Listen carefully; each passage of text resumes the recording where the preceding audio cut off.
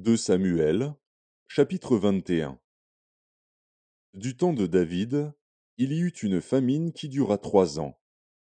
David chercha la face de l'Éternel, et l'Éternel dit, c'est à cause de Saül et de sa maison sanguinaire, c'est parce qu'il a fait périr les Gabaonites. Le roi appela les Gabaonites pour leur parler.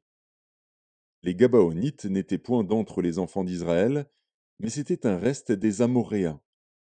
Les enfants d'Israël s'étaient liés envers eux par un serment, et néanmoins Saül avait voulu les frapper, dans son zèle pour les enfants d'Israël et de Juda.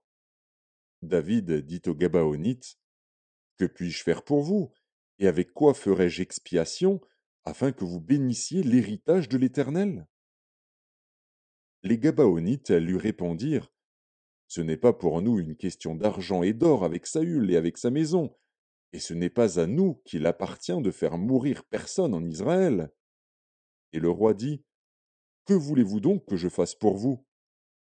Ils répondirent au roi, puisque cet homme nous a consumés, et qu'il avait le projet de nous détruire pour nous faire disparaître de tout le territoire d'Israël, qu'on nous livre à 7 hommes d'entre ses fils, et nous les pendrons devant l'Éternel à Gibéa de Saül, l'élu de l'Éternel.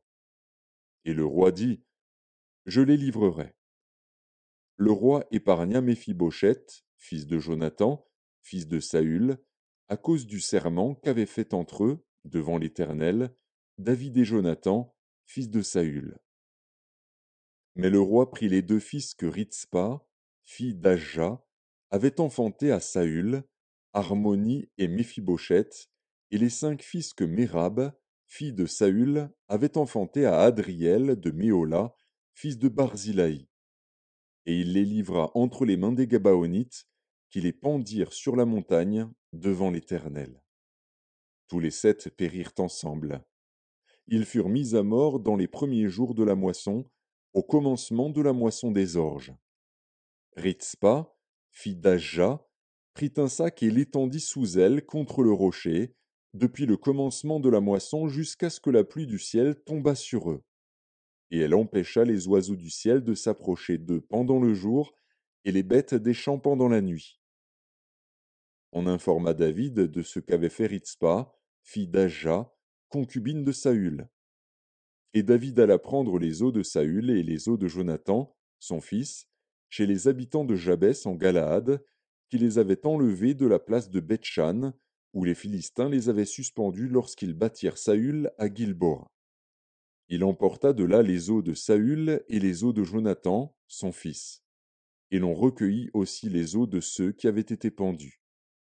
On enterra les os de Saül et de Jonathan, son fils, au pays de Benjamin, à Tséla, dans le sépulcre de Kis, père de Saül. Et l'on fit tout ce que le roi avait ordonné. Après cela, Dieu fut apaisé envers le pays. Les Philistins firent encore la guerre à Israël. David descendit avec ses serviteurs, et ils combattirent les Philistins. David était fatigué. Et Jishbi-Bénob, l'un des enfants de Rapha, eut la pensée de tuer David. Il avait une lance du poids de 300 cycles d'airain, et il était ceint d'une épée neuve. Abishai, fils de Tseruja, vint au secours de David, frappa le Philistin et le tua. Alors les gens de David jurèrent, en lui disant, tu ne sortiras plus avec nous pour combattre, et tu n'éteindras pas la lampe d'Israël. Il y eut encore, après cela, une bataille à Gob avec les Philistins. Alors Sibécaï, le Hushatite, tua Saph, qui était un des enfants de Rapha. Il y eut encore une bataille à Gob avec les Philistins. Et Elkanan, fils de Jaaré-Oregim, de Bethléem, tua Goliath de Gath, qui avait une lance dont le bois était comme une ensouple de tisserand. Il y eut encore une bataille à Gath. Il s'y trouva un homme de haute taille, qui avait 6 doigts à chaque main et à chaque pied, 24 en tout, et qui était aussi issu de Rapha. Il jeta un défi à Israël, et Jonathan, fils de Chiméa, frère de David, le tua. Ces 4 hommes étaient des enfants de Rapha à Gath. Ils périrent par la main de David et par la main de ses serviteurs.